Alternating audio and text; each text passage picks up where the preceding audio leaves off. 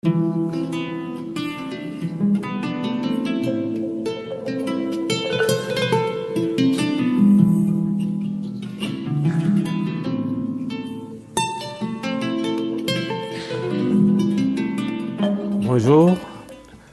bienvenue, ici Moussa Doumbia. Je voudrais d'abord commencer par adresser mes salutations bienheureuses à vous qui regardez cette vidéo. Votre intérêt de regarder cette présentation témoigne de votre volonté de voir réhabiliter la vision du monde de nos ancêtres négro-africains. Avant de commencer cette discussion, je voudrais d'abord invoquer nos ancêtres méritants afin que tout au long de cette présentation, ils nous inspirent la pensée juste, la parole juste et l'acte juste. Aussi, avant de présenter les sujets de la présentation, je voudrais aussi symboliquement faire verser une calebasse d'eau à l'âme de nos ancêtres qui sont tous morts dans la résistance pour défendre la dignité africaine. Et cela, que ce soit nos ancêtres qui sont morts sur le continent mère en Afrique et pour ceux qui sont morts sur les terres de déportation. Alors, à tout ceci, je verse symboliquement une calebasse d'eau pour rafraîchir leur âme. Alors, comme nous allons parler de la nécessité d'un retour à la spiritualité négro-africaine, vous le savez comme moi, tout ce qui concerne la spiritualité, la religion, c'est un sujet assez sensible. Alors, je voudrais implorer votre indulgence parce que la religion, c'est ce qu'il y a de plus intime, c'est ce qu'il y a de plus profond qu'un être humain puisse avoir en son sein.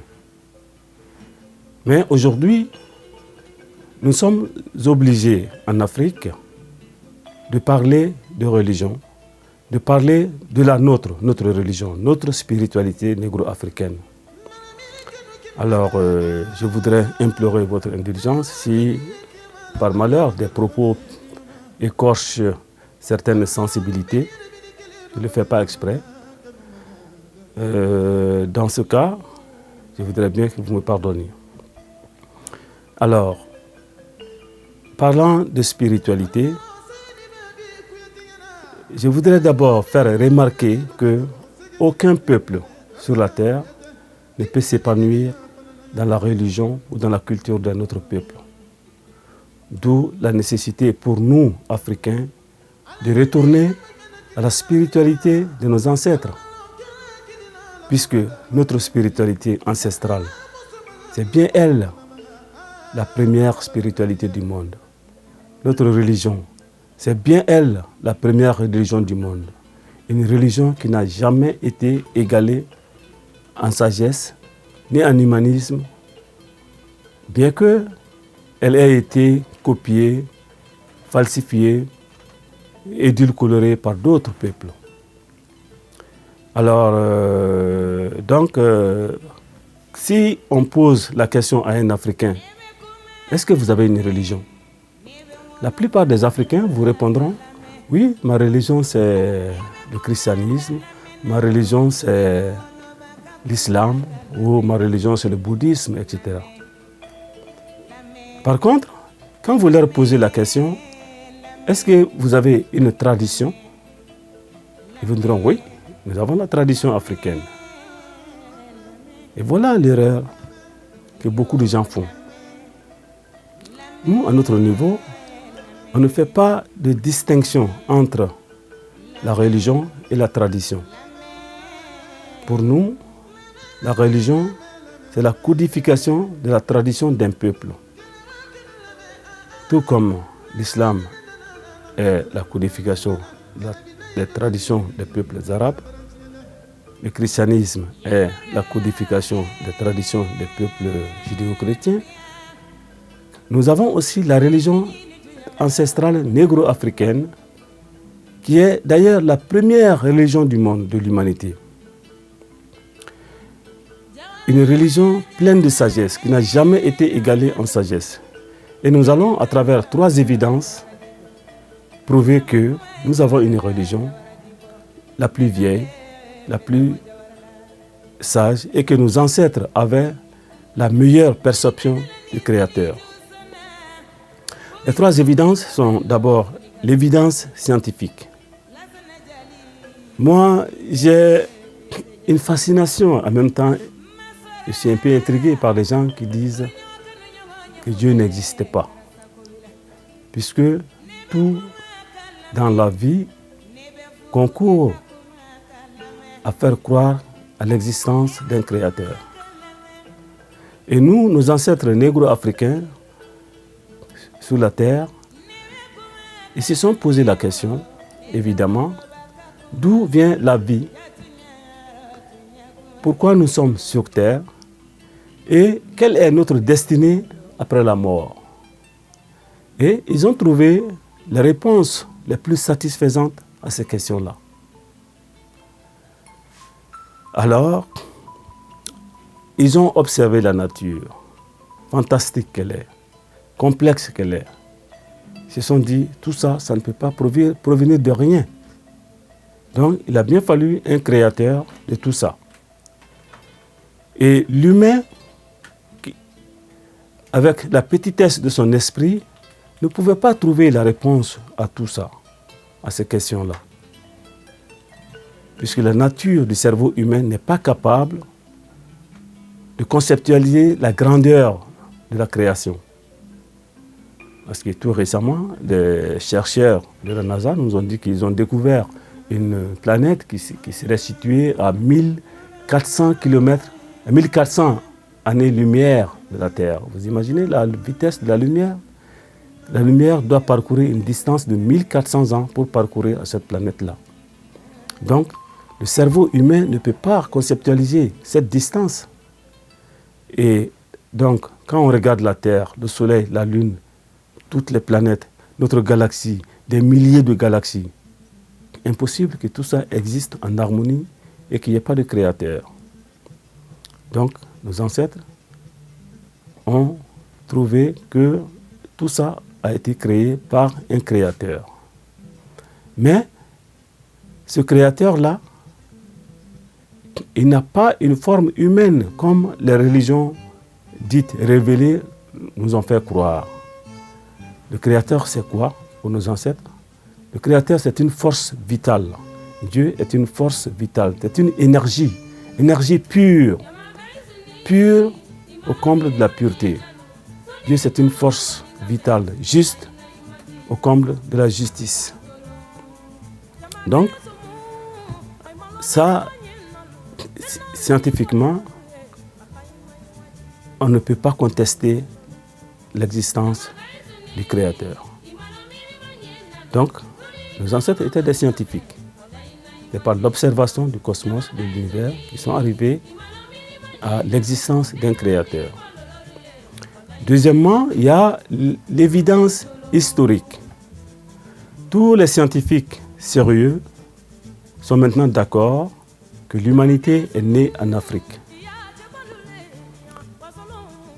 L'humanité, effectivement, est née en Afrique parce que les chercheurs, les historiens, les anthropologues ont prouvé que l'homme est né en Afrique et y a vécu pendant plus de 130 000 ans avant de mettre pied sur les autres continents.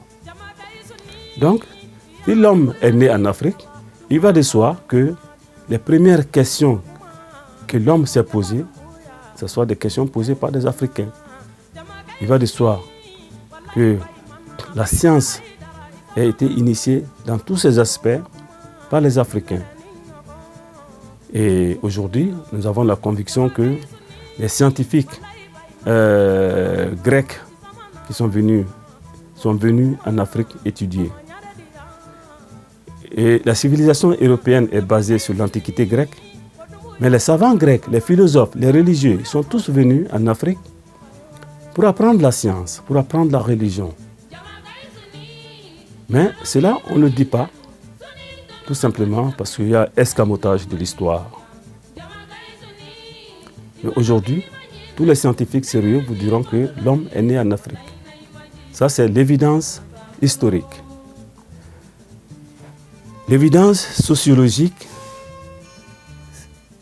ça c'est la troisième évidence, c'est que si l'homme africain est le premier être créé par Dieu, il va de soi que si Dieu a donné un enseignement aux humains, il le donnerait à l'homme africain. Comme tout bon chef de famille donne ses enseignements à ses premiers enfants pour que ceux-ci puissent transmettre cet enseignement à leurs cadets. Donc, si le Créateur a effectivement donné des enseignements aux humains, forcément, il les aurait donnés à l'homme noir africain. Mais nos ancêtres ont eu l'honnêteté intellectuelle de dire que Dieu n'est pas un humain, Dieu n'est pas un être physique comme d'autres religions nous ont fait croire. Dieu est une force vitale. Donc Dieu ne peut pas parler à un humain. Dieu n'a parlé à personne. Ils ont eu l'honnêteté intellectuelle de dire ça. Mais ils se sont représentés un Dieu. Comment Dieu doit être. Et à travers ces pensées, ces réflexions poussées, ils ont trouvé des réponses justes à travers lesquelles ils ont rédigé les premiers textes religieux du monde. Nous, nos textes religieux sont les textes les plus vieux. Avant que les Juifs ne créent les premières synagogues, 2500 ans avant ça, nos ancêtres avaient déjà des écrits religieux. 3000 ans avant la Bible, nous avions les Médounétaires. Plus de 3500 ans avant le Coran, nous avons les Médounétaires. Donc, en ce qui concerne la religion, nous sommes les créateurs de la religion. L'homme noir, négro-africain, est le créateur de la religion. Bon, les autres peuples qui sont venus en Afrique, puisqu'ils n'étaient pas des gens circoncis, ils n'avaient pas le droit d'aller apprendre les secrets des temples négro-africains. Donc, ils ont appris des choses dans la rue et c'était des versions destinées aux profanes. Ce qu'ils ont appris, ils sont allés chez eux, puis ils ont écrit des textes qui se sont inspirés de ce qu'ils ont appris chez nous. Et dans leurs écrits, il va de soi qu'ils ont donné une forme anthropomorphique à Dieu.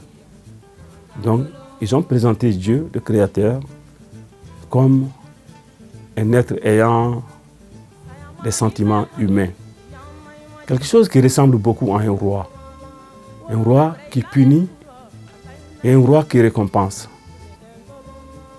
Il punit les incrédules et il récompense les soumis. Bon, voilà Dieu tel qu'il a été présenté par les religions dites révélées. Mais cela n'est pas notre conception de Dieu. Notre Dieu, il ne punit pas. Notre Dieu, il s'en fout de nos prières. Car Dieu se suffit à lui-même. Il n'a pas besoin que nous passions notre temps à le supplier, à le prier. Car si nous prions Dieu et que Dieu accepte nos prières, il le fait forcément au détriment d'un autre être. Et là, il tombe dans l'injustice.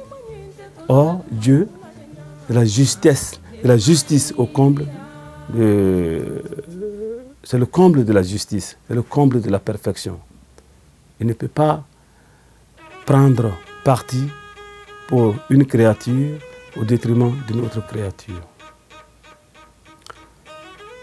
Voilà tel que nous concevons Dieu. Bon, maintenant, la religion dite révélée nous présente d'autres concepts qui sont le paradis et l'enfer. C'est quoi, je vais vous parler rapidement, c'est quoi le paradis et c'est quoi l'enfer? Eh bien, le paradis, comme son nom l'indique, c'est les humains encore qui ont imaginé un endroit de plaisir où les gens qui ont été soumis durant leur existence peuvent après leur mort, peuvent jouir de tout ce qu'on peut penser de bien. Donc, c'est un endroit de plaisir. Et l'enfer, selon eux, c'est un endroit de supplice, de châtiment. C'est le feu éternel. Mais cela est complètement contraire à notre vision du monde. Cela est complètement contraire à notre vision du monde parce que, comme vous pouvez le constater, chez nous, l'âme humaine est une parcelle de Dieu emprisonnée dans un corps physique. Le corps que vous voyez là, c'est juste l'enveloppe. C'est comme, pour vous donner une image, c'est comme une voiture. Quand vous avez une voiture, s'il n'y a pas de chauffeur là-dedans, la voiture ne peut pas se déplacer. Donc notre corps, c'est notre enveloppe physique qui contient notre âme. Et l'âme, c'est une énergie, c'est l'énergie divine qui est emprisonnée en nous. Et quand nous mourrons, cette énergie, c'est ça qui sort du corps. Et l'énergie, c'est comme c'est l'électricité, c'est comme la lumière. L'énergie, on ne peut pas brûler l'énergie. Cette énergie qui est sortie de nous, elle n'a aucun besoin humain. Elle n'a pas besoin de manger, elle n'a pas soif, elle n'a pas faim, elle n'a pas besoin de faire l'amour, rien. Donc, c'est une indépendance totale par rapport au monde physique. La seule chose qu'il y a, c'est tout simplement un lien énergétique par rapport aux personnes qu'elle a laissées derrière elle. Donc, le fait de dire que les incrédules vont aller au paradis, vont aller dans l'enfer, et les soumis vont aller au paradis, bon, pour nous, c'est des notions un peu absurdes, parce que l'âme humaine, après la mort, est désincarnée. Donc, il n'a plus aucune existence physique qui lui permet de souffrir d'un feu ou de jouir d'un quelconque plaisir. Bon, donc sa vocation maintenant, c'est de se fusionner à Dieu, de retourner dans la matrice divine. Et pour ce faire, l'énergie a besoin d'être pure. Car une énergie impure ne peut pas se fusionner à une énergie pure, la pureté qu'est Dieu. C'est pour ça que nos ancêtres ont inventé la notion de jugement des morts pour dire que après la mort de l'individu, parce que pour eux, il y a la pesée du cœur, parce que le cœur symbolisant le siège de la conscience humaine. Après la mort, pour eux, le cœur est pesé, bon, c'est-à-dire symboliquement, ce sont tes actes, les actes que tu as posés dans la vie, ces actes sont pesés. Et si tu as un bilan parfaitement juste, ce qui est quasiment impossible, si tu as un bilan parfaitement juste, tu te fusionnes à Dieu. Et cette fusion à Dieu, c'est ce que les religions dites et révélées ont transformé en paradis. Et chez nous, c'est tout simplement la fusion, le retour à la source, la fusion à l'énergie divine pure. Bon, l'enfer, c'est des gens qui ont commis pendant leur existence terrestre des actes ignobles. Les gens qui se sont les plus mal comportés dans leur existence terrestre, pour eux, après la mort, leur âme est tout simplement rejetée comme un rebut, comme quelque chose de trop souillé, ça ne peut plus être récupéré, ça ne peut plus s'approcher de la source divine. Donc, ce rejet de leur âme, on appelle ça, dans la religion négro-africaine, la seconde mort. Mais la seconde mort, ce n'est pas le feu, c'est tout simplement une âme qui ne se réincarne plus, qui ne revient plus. Et voilà les deux extrêmes. Bon, maintenant, pour la majorité des cas, Donc, chacun, au cours de son existence, a sûrement commis un acte négatif. Donc, il faut revenir à une nouvelle vie pour se purifier davantage, pour purifier davantage l'âme. Et ce processus d'aller-retour, on appelle ça la réincarnation. Donc, la réincarnation, c'est une des bases, un des piliers de la religion négro-africaine. Parce que pour nous, la mort, c'est tout simplement un repos temporaire de l'âme pendant lequel le défunt, il observe tous les actes qu'il a posés durant son existence terrestre. Et puis, à un moment donné, il décide de revenir dans une nouvelle existence pour se purifier davantage. C'est cela, la réincarnation. Bon, voilà. Donc, voilà la vision négro-africaine de ce que c'est que le Créateur, de ce que c'est que le paradis ou l'enfer. Bon, il y a d'autres peuples qui sont venus chez nous. Et par la violence sauvage, ils ont conquis l'Afrique. Ils ont conquis l'Afrique. Ils ont détruit nos temples religieux. Ils ont tué nos prêtres. Ils ont capturé nos prêtres. Et ils ont saccagé tout ce qu'il y avait en Afrique comme savoir. Parce que malheureusement, le modèle de savoir africain est un modèle initiatique. Quand on n'est pas initié, on n'a pas droit à certains enseignements. C'est pour ça, eux qui n'étaient pas initiés, quand on leur a parlé de dire que pour que les gens aient un comportement juste, donc il y avait un enseignement qui était destiné aux enfants pour dire que bon, si tu ne te comportes pas bien, après ta mort, tu vas être ébouillanté. Donc c'était un enseignement destiné aux enfants. Et ils ont pris ça à la lettre. Ils sont allés inventer l'enfer chez eux. L'enfer comme un lieu de châtiment avec le feu.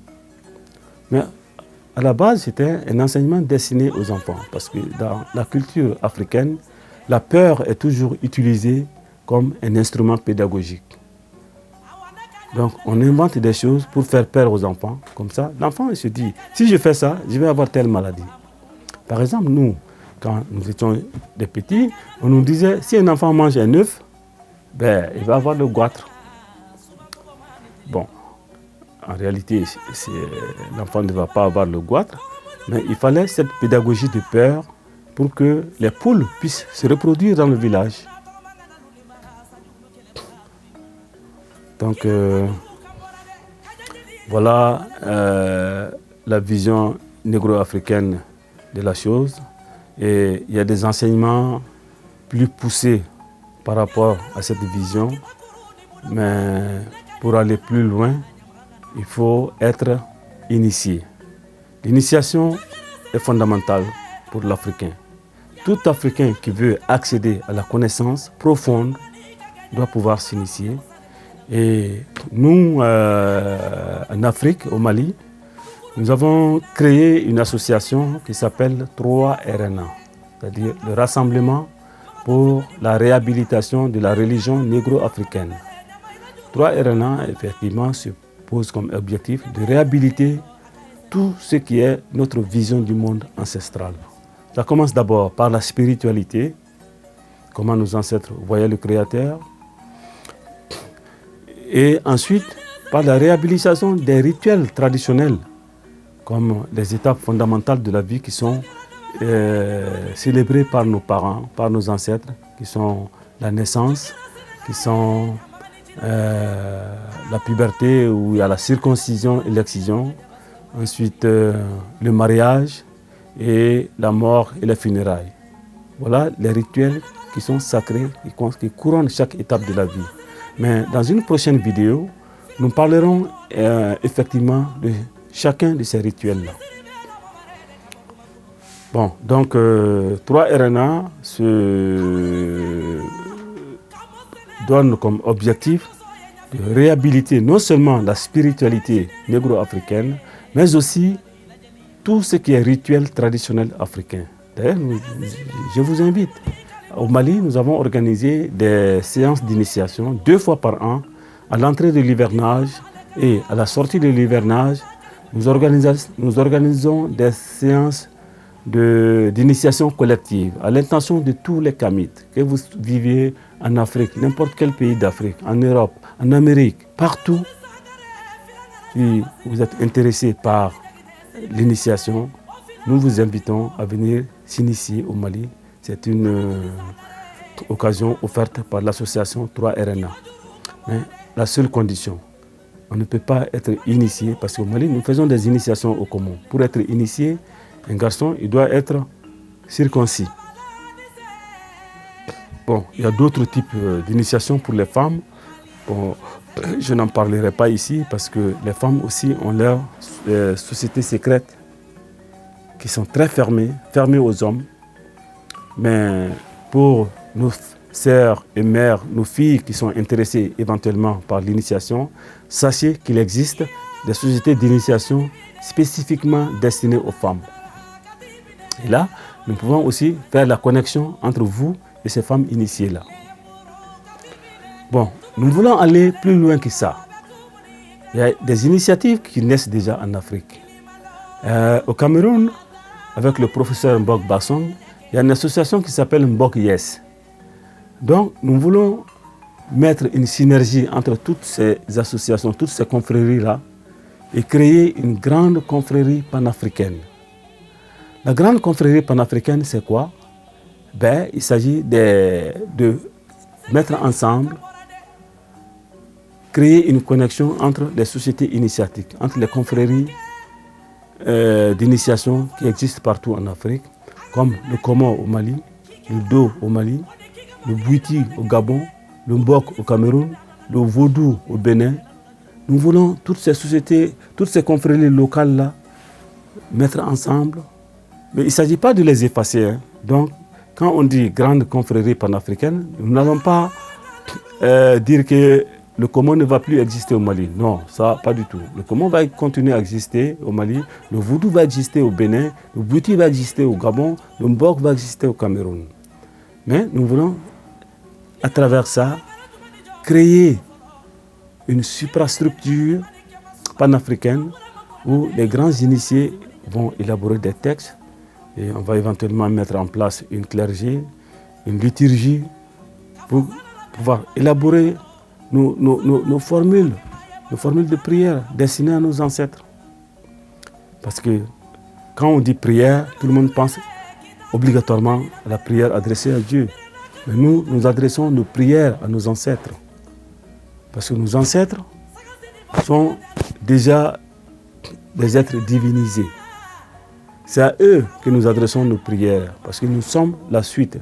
Quand on dit ancêtres, il s'agit de toute la communauté de nos parents qui sont déjà morts, que ce soit du côté paternel ou du côté maternel. Toutes nos sollicitations ici sur terre doivent être adressées à nos ancêtres, puisque Dieu s'en fout. Dieu, c'est tellement grand, Dieu, c'est tellement juste, il ne peut pas se rabaisser au niveau de la gestion des problèmes d'un humain. Alors, nos ancêtres, ils sont déjà cette énergie désincarnée. Et eux, cette énergie désincarnée, et la parcelle d'énergie qui existe en nous. Donc, nous sommes tous en connexion. Nous sommes tous liés parce que nous baignons dans le fluide énergétique universel. Hein? C'est comme si vous prenez un téléphone cellulaire, vous appelez dans une autre ville. Il n'y a pas de lien physique entre vous et votre correspondant. Mais il y a un lien énergétique invisible. Eh bien, ce même lien énergétique invisible existe entre nous et nos ancêtres.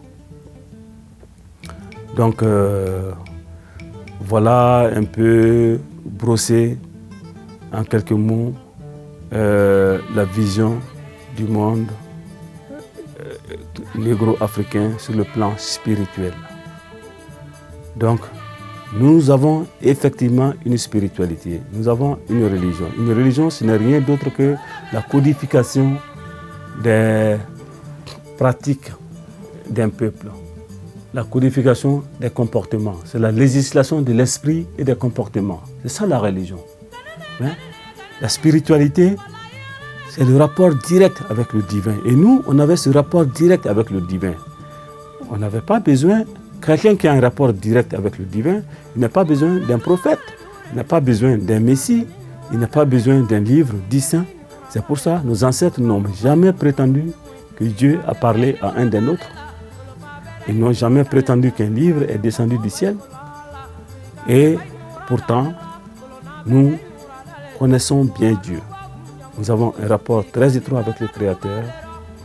Nous reconnaissons le Créateur et nous avons la conviction que le Créateur, le Dieu suprême, n'est le monopole d'aucune religion, car il n'a créé aucune religion.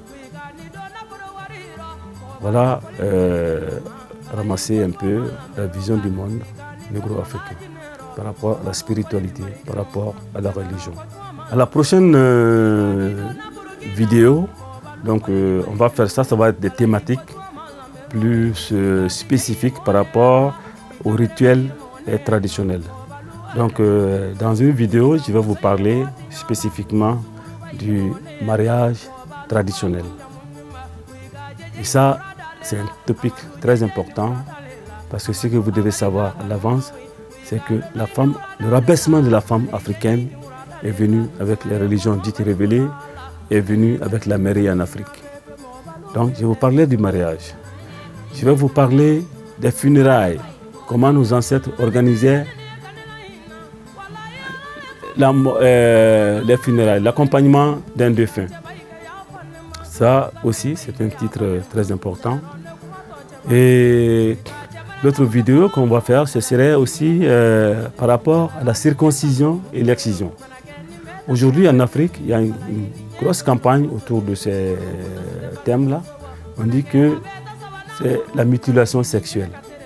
Effectivement, tel que c'est présenté aujourd'hui en Afrique, on peut dire que c'est la mutilation sexuelle.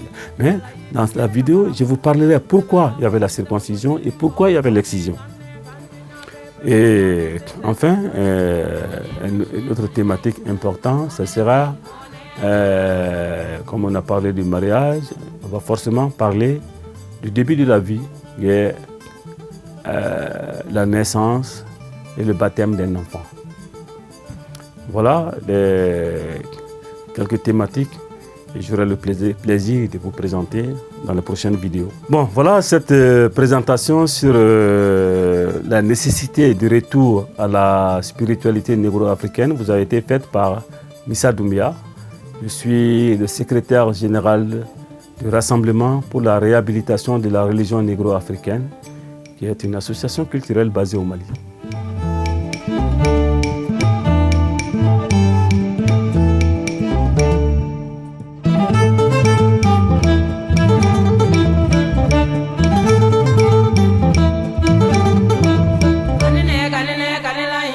Du kamera bayi mo